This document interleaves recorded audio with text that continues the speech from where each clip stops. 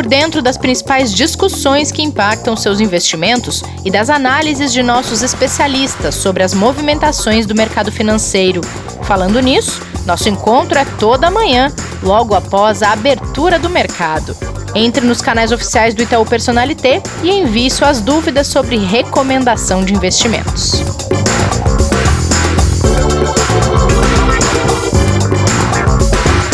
Olá, bem-vindas e bem-vindos ao Investidor em Foco desta terça-feira. Hoje temos aula com o professor Martim por aqui. Tem aniversariante da semana para a gente parabenizar. E a gente ainda vai falar de risco, um dos assuntos que estiveram muito presentes nas conversas sobre investimentos no ano de 2020. E o cenário, apesar da semana ter começado com ânimo nas bolsas, o aumento de casos de coronavírus e a segunda onda em alguns países tem preocupado muito os mercados e as bolsas mundo afora. A gente vai falar de tudo isso neste episódio que começa agora. Kleber, tudo bem por aí? Bom dia, Rê, tudo bem e você? Tudo certo. Kleber, nessa segunda-feira a gente falou muito de ânimo nas bolsas, impulsionados pela China e tudo mais, mas hoje, terça-feira pela manhã, a cautela volta a bater na porta dos mercados por causa da segunda onda de coronavírus, principalmente se a gente fala de Europa e Estados Unidos, né? É isso mesmo. A gente teve realmente uma segunda-feira muito positiva, né? Novos recordes de novo dos índices se recuperando nos Estados Unidos, né? Aqui também, né? O Ibovespa voltou para cima dos 106 mil pontos, depois a gente pode falar um pouquinho disso também. Até além da questão da Ásia, a gente ainda teve mais uma notícia de outra vacina agora da Moderna, né? De um novo experimento que ajudou bastante também os mercados. Só que hoje o mercado já acordou um pouco mais cauteloso exatamente por causa dessas preocupações, envolvendo principalmente até os Estados Unidos. A Europa já deu alguns sinais ali de algumas regiões começarem a se normalizar, principalmente depois das medidas que já foram previamente tomadas, né? Pelas regiões que vinham sendo mais afetadas, outras ainda estão sofrendo um pouco mais, inclusive algumas com medidas de questões financeiras, de questões orçamentárias para combate à pandemia, mas os Estados Unidos é o que começa a preocupar mais até do que a própria Europa nesse momento. Então, o mercado está tenso, está operando em queda nessa manhã, mas é uma queda também muito pequena se a gente for olhar para o mês tão positivo e ainda uma possível realização de lucro natural que a gente pode chamar de um dia normal por enquanto, Rê. Boa. Bom, você mencionou a questão da Itália, a questão de também medidas que vêm sendo tomadas para tentar controlar um pouco os impactos que a segunda onda vai trazendo para os países em que ela já chegou. A Itália aprovou um orçamento de 38 bilhões de euros para combater essa crise toda econômica que a pandemia traz consigo quando ela afeta todo o sistema de saúde, ela afeta, enfim, a vida das pessoas, a saúde das pessoas. E nos Estados Unidos, o presidente eleito, Joe Biden, disse que é favorável sim a um novo pacote de estímulos para tentar ajudar a minimizar as perdas que a segunda onda vem trazendo para os estados em que ela chega. Só que por lá esse pacote não está saindo do papel, hein, Kleber? Teve aí uma expectativa grande que depois da eleição alguma coisa mudasse. Será que vai ser só depois que Joe Biden assumir? Pode ser, mas existe a possibilidade sim dele ser tramitado ainda durante esse mês e o mês de dezembro, mas provável que possa sair também no mês de janeiro, tá? Eu acho que o mercado ele está mais preocupado em relação a qual vai ser o valor no qual vai ser aprovado, né? As condições, como ele vai ser distribuído, do que de fato ali o prazo, porque é dado que ele vai sair. E também tem muito a questão de definição ainda da votação do Senado, né? Que por mais que o mercado espere que fique com a maioria republicana, ainda tem essa votação para acontecer ali no início de janeiro, né?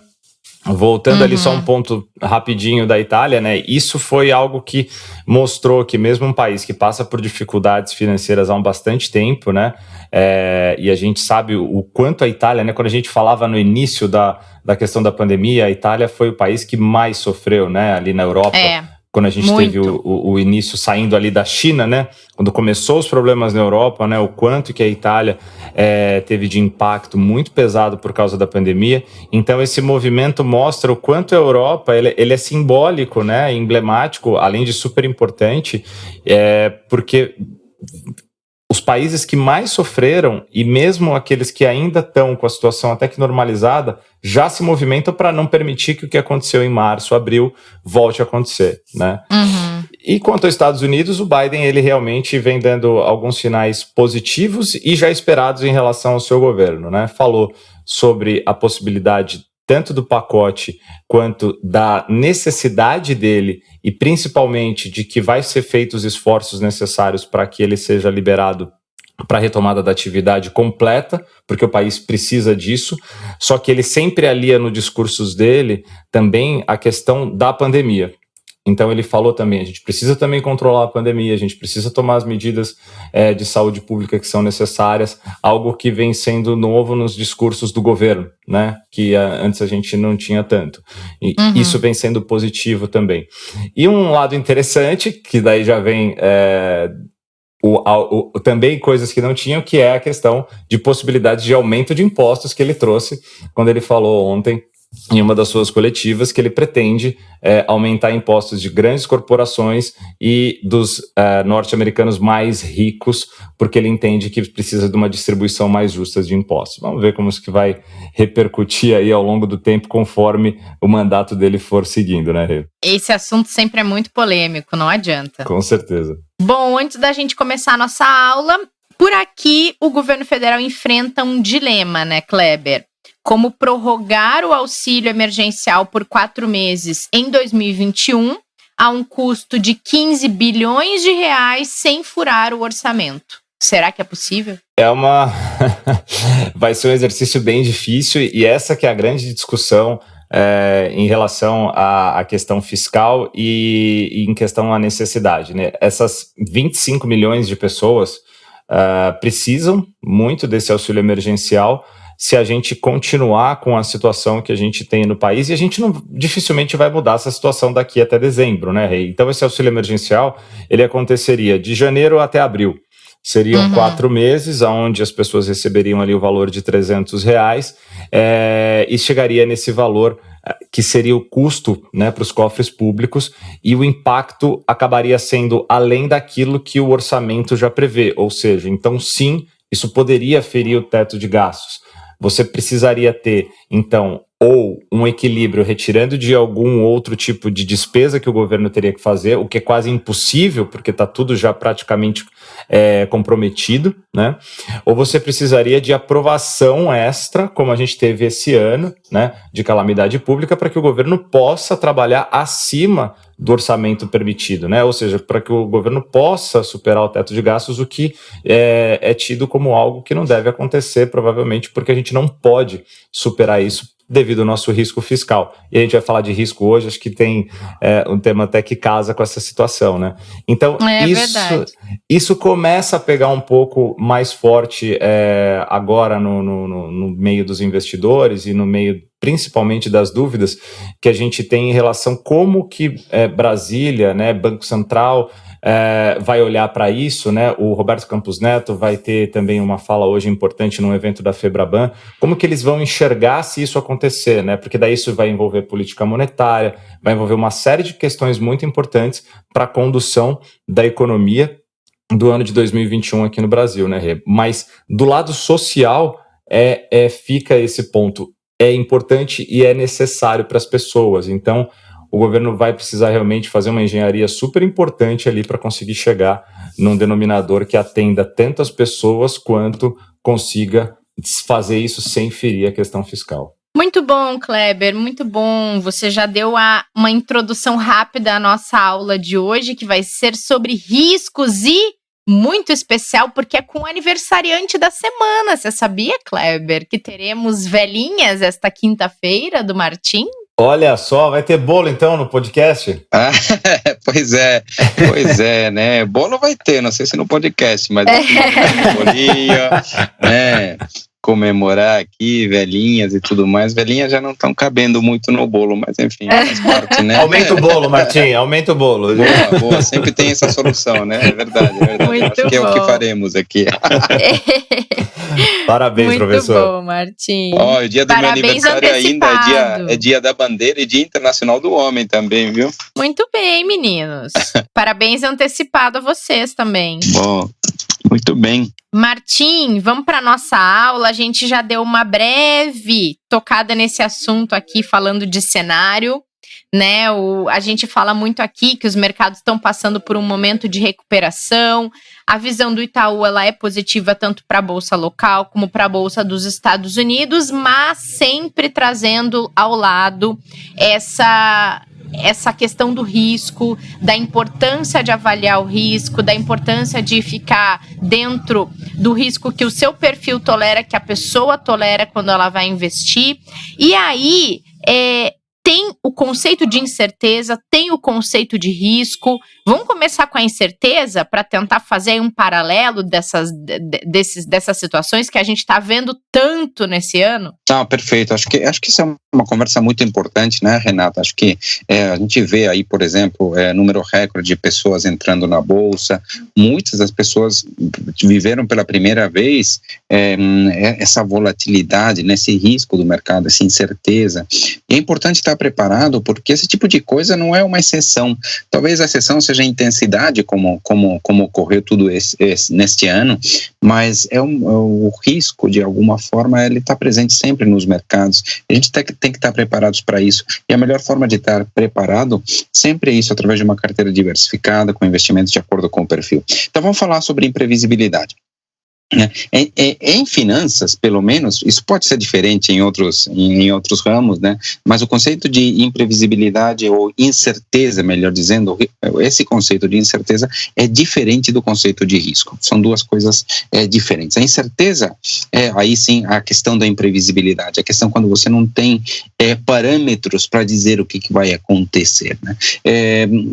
Mais do que ficar pensando em termos teóricos, vamos pensar no que aconteceu esse ano, né? Nos meses de março, por exemplo, logo após o carnaval aqui do Brasil, a gente viu que o vírus estava se espalhando, se estendendo, saindo da China, entrando na Europa, e a gente viu taxas de contágio importantes, a gente viu que alguns países tiveram que começar a fechar, e a gente não tinha ainda a dimensão de como seria o impacto disso na produtividade, como é que iam ficar os trabalhos, se o mundo poderia começar a trabalhar pelo menos parcialmente de forma remota, como é que os governos, né, iriam responder a tudo isso, como seriam os pacotes de estímulo, como seriam de verdade também as taxas de transmissão em diversos países.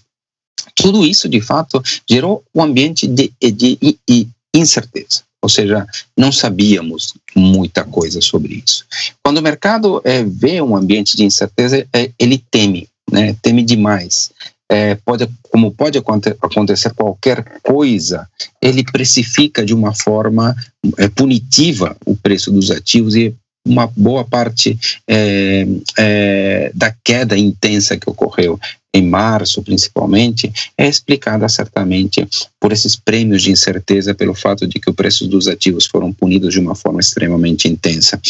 Na medida em que as coisas foram avançando, os estímulos apareceram, se entendeu como se dava a transmissão, as taxas de transmissão, se deu o confinamento da Europa, de diversos outros países, obviamente, e a gente foi entendendo como era a dinâmica dessa terrível doença. A gente foi vendo que algumas coisas começavam a poder ser precificadas, né? Tamanhos dos pacotes de estímulos começou a ficar claro, a queda da produtividade ou do PIB, digamos assim, dos diversos países começou a ser estimado, medido, e aí essa incerteza ela passou a se transformar em um outro conceito, né, que é a questão do risco, né? E essa simples mudança já fez ou já provocou, foi a causa de uma das melhoras do mercado que começou nos meses seguintes aí às intensas quedas, né? Professor, e você falou que o conceito ele é bem diferente, né, de risco em relação à incerteza, certo? Como que a gente consegue identificar essas diferenças? Não, perfeito, eu acho que é excelente a questão. A questão é que o risco já é quando eu tenho medidas de quantificação. Uhum. Então, eu consigo dizer, tem essas probabilidades de acontecer isso, você tem uma possibilidade de acontecer um evento extremo aqui, mas quando eu tenho medidas estatísticas, né, através de ferramentas estatísticas, eu consigo lidar matematicamente com as probabilidades. Eu estou começando a falar um pouco de risco, não mais de incerteza, né? Por exemplo, sei lá, jogar um dado que é uma coisa tão física, tão material, né? Eu consigo calcular as probabilidades de saírem os diferentes números, né? As diferentes faces. Então, eu consigo lidar probabilidades. Não consigo dizer qual vai ser o próximo número que sai no dado, mas eu consigo estimar probabilidades, saber aquilo que vai acontecer. Então, acho que é um pouco isso. O conceito de risco se assemelha a como eu trato estatisticamente um dado. Né? Nos mercados, certamente é mais complicado, né? Eu não sei todas as possibilidades, os números que podem sair dentro dele, né? Porque, sei lá, depende de 1000 coisas, mas de alguma forma eu consigo lidar matematicamente ou estatisticamente com isso. Então, alguns conceitos são importantes. O conceito de desvio padrão, que é um conceito estatístico para medir risco de mercado, eventualmente ratings para medir o risco de crédito. O risco de liquidez é um outro tipo de risco que pode ser medido de diversas formas, como volumes negociados por um determinado ativo, prazos médios para se desfazer de um ativo. Ou seja, você consegue, quando você está no mercado, você basicamente está lidando sempre com esse tipo de medida, de mensuração daquilo que está acontecendo. Então, digamos assim que o risco é mais ou menos pegar essa incerteza, né, tratá-la matematicamente e conseguir a partir daí montar estratégias, né, diversificar, ver quais são aqueles riscos que de fato valem a pena, quais não valem a pena, em quais pontos você deve proteger, quais são os ativos mais interessantes para tudo isso. Você só consegue fazer uma análise mais correta, mais assim, mais robusta, né? Quando você está lidando com riscos e não com esse conceito da incerteza. Que bacana isso. E, Martim, quando a gente olha principalmente investidores que estão aí ativos nas suas aplicações e tudo mais, independente do perfil, tem algum risco que investidores e investidoras temem mais? Seria o risco de mercado? Tem algum que é mais bicho-papão? Sim, eu acho que é assim, viu, Renata? Acho que é o risco de mercado mesmo. Acho que pela experiência, pela conversa ao longo dos anos com os investidores, eu entendo que o risco de mercado é o que os clientes, os investidores temem mais, porque ele é um risco que ele é sentido muito claramente, diariamente, né? Então, o investidor se preocupa demais com esse risco, né? Ou seja, a volatilidade, as oscilações. Outros riscos, eles são mais ocultos. O risco de crédito, por exemplo, é um risco que é meio oculto. Você pode passar, literalmente, uma vida correndo riscos de crédito, mas sem impacto nenhum, por exemplo, nos seus ativos. Eventualmente, ocorre algum evento de crédito e aí você sente. Mas você pode passar, né? Alguma empresa, por exemplo, não paga títulos, todos eles caem, entram em default, mas você pode passar períodos muito longos sem sentir esse risco de crédito, o que não quer dizer que ele não exista.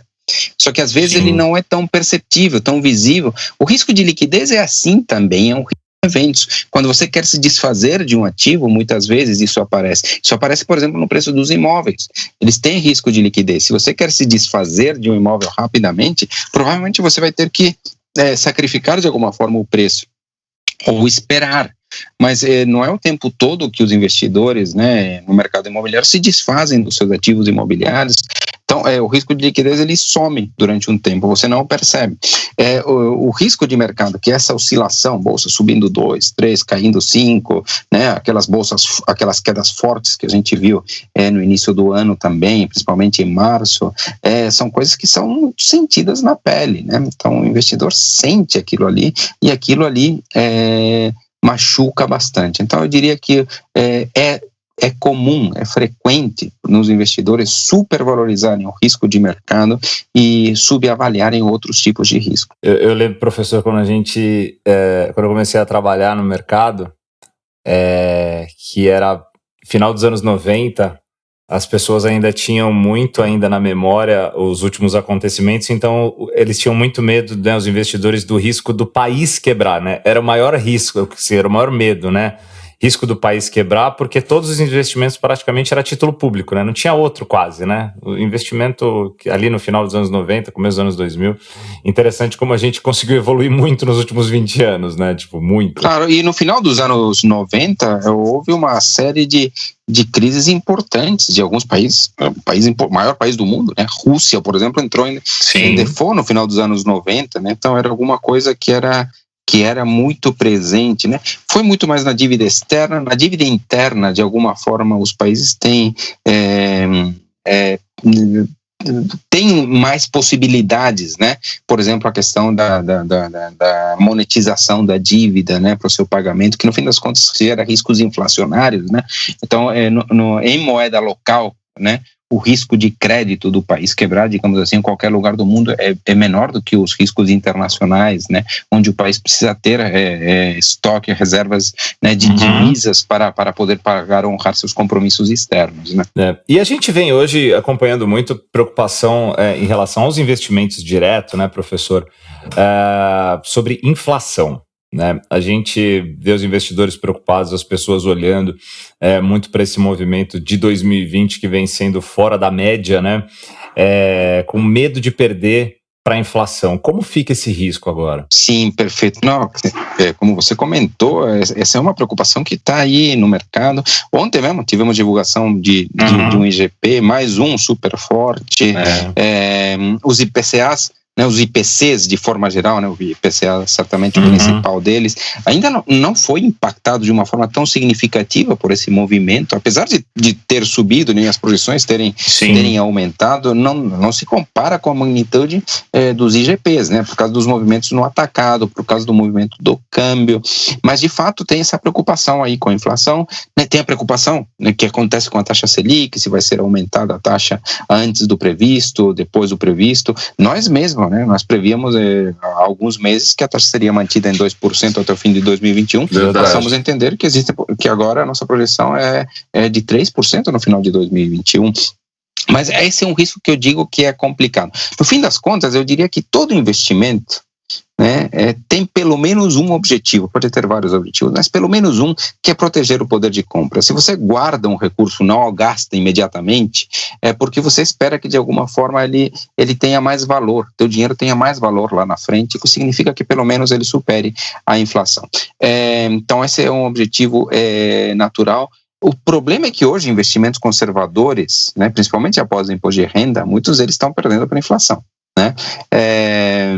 E aí a questão aqui é que esse risco de perder para a inflação é provavelmente um dos riscos mais ocultos, que as pessoas menos percebem. A pessoa até vê o número dos seus investimentos se valorizando, né? Mas é difícil para ela avaliar exatamente quanto de poder de compra está se perdendo. Então é um risco perigoso, por ser um risco discreto, digamos assim, que vai corroendo aos poucos, né, o poder de compra. Então as pessoas podem conviver por longos períodos sem mexer nas suas aplicações, o que é extremamente perigoso.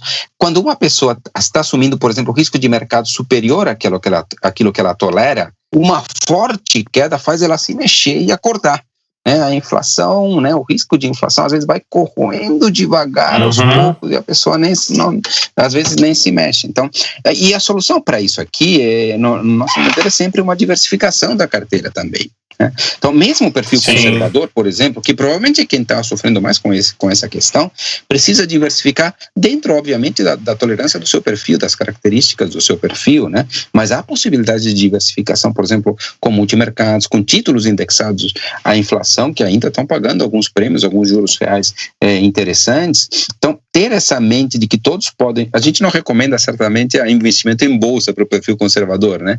Porque acho que aí já não combina muito com a característica central do perfil conservador, que é preservar, de fato, os seus investimentos. Mas ele pode diversificar de alguma forma condizente com o risco que ele aceita, através de multimercados ou indexados à inflação, né? Eu diria que, de alguma forma, talvez para concluir isso aqui, a questão do conservador, é que está começando a ficar um pouco arriscado ser conservador, né? Ou seja, existe esse risco de perder para a inflação, né? Esse risco de perder para a inflação existe, que é um risco, como eu falei, discreto, que vai corroendo aos poucos, que as pessoas não percebem. Então existe também uma necessidade, sim, eventualmente de escolher um outro risco, né? Um pouquinho de risco de mercado, de uma forma obviamente ponderada, de alguma forma inteligente, de alguma forma condizente com o perfil, é bom. Reduz de alguma forma esse risco de perder para a inflação, apesar de inserir algo de volatilidade. O mundo sempre foi assim, o mundo dos investimentos, ou há muitas décadas é assim. Você precisa escolher entre o tipo de risco com o qual você lida melhor, né? Então, puxa vida, cara, não estou gostando desse risco de perder para a inflação, vamos colocar um pouquinho aqui de risco de crédito, um pouquinho de risco de mercado para melhorar aqui. É isso, tem trade-offs no mundo, né? No mundo sempre houve. No Brasil nós não tivemos essa questão dos trade-offs, porque tínhamos um investimento mais rentável, sendo ao mesmo tempo mais líquido, com melhor risco de crédito, sem risco de mercado, então a combinação era muito óbvia. Mas agora e confortável, né? Então e super confortável, exatamente. Então, agora a gente precisa entender, misturar, equilibrar o tipo de risco, porque eliminar o risco, a rigor, agora certamente é impossível, né? Dá para fazer uma analogia aqui também com o mundo, né? Com as viagens, né? Tem pessoas que lidam muito bem com o risco de andar de avião, né? Outros não lidam bem com esse risco, querem ir de carro, mas há risco em ir de carro, né? Puxa vida, não lido bem com o risco de andar de carro, vou de bicicleta ou a pé, cara, há risco em ir de bicicleta, há risco em ir a pé. Então, tipo, as pessoas escolhem aquele risco com o qual elas lidam melhor, mas não dá para dizer que risco de alguma forma pode ser totalmente eliminado, né? Nem na vida, nem nos investimentos. Acho que é por aí, Kleber e Renata. Muito legal, muito legal. E que ano desafiador para quem é conservador e estava acostumado com rentabilidade mais fácil, né, Martim? Exato. Eu estava, quando foi, segunda-feira passada, na abertura do Congresso Brasileiro de Finanças Comportamentais, organizado pela Fundação Getúlio Vargas, tive a oportunidade de fazer a abertura junto com outros participantes, né? E alguém comentou, olha, é interessante, né? Não sei se é bom ou ruim, esse era o comentário, se o fato de estarmos com a taxa Selic tão baixa, né, foi bom isso ter acontecido num momento de altíssima volatilidade, porque parece que a pessoa foi impelida, né? Ou seja, a mudar, a repensar os seus investimentos, né? Talvez se uma das duas coisas, ou a volatilidade ou a queda da Selic, não tivessem acontecido no mesmo momento, uma transformação da forma de investir talvez tivesse demorado um pouco mais, né?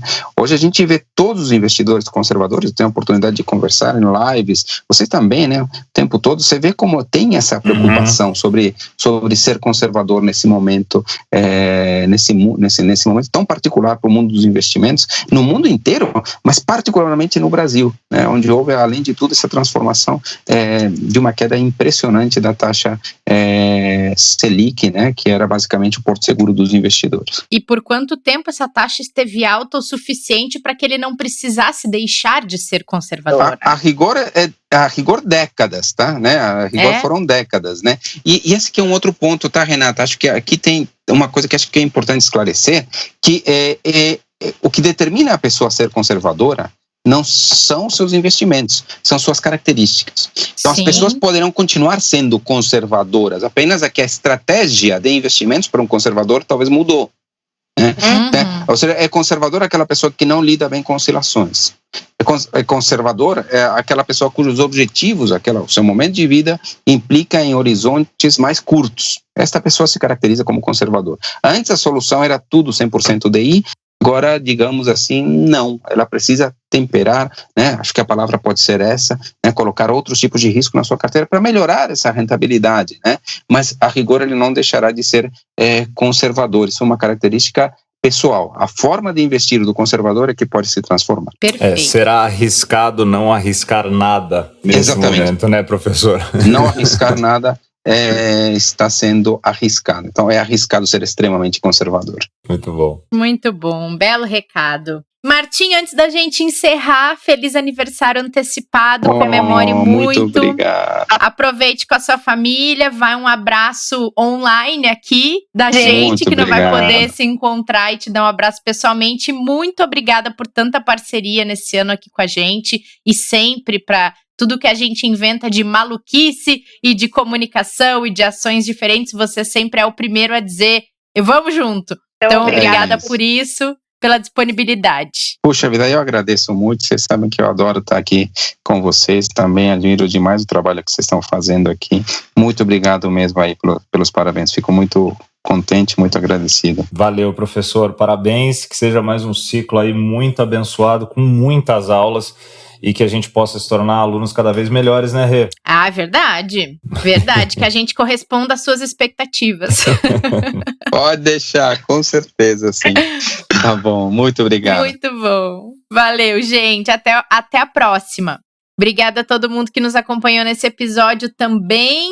A gente vai ficando por aqui. Nesta quarta-feira tem mais papo, tem conversa de mercado para a gente entender para que lado os gestores dos produtos que vocês investem estão olhando agora, nesse momento aqui, pela essa reta final do ano. Então não percam o próximo episódio, cuidem-se e até lá! Fique por dentro das principais discussões que impactam seus investimentos e das análises de nossos especialistas sobre as movimentações do mercado financeiro.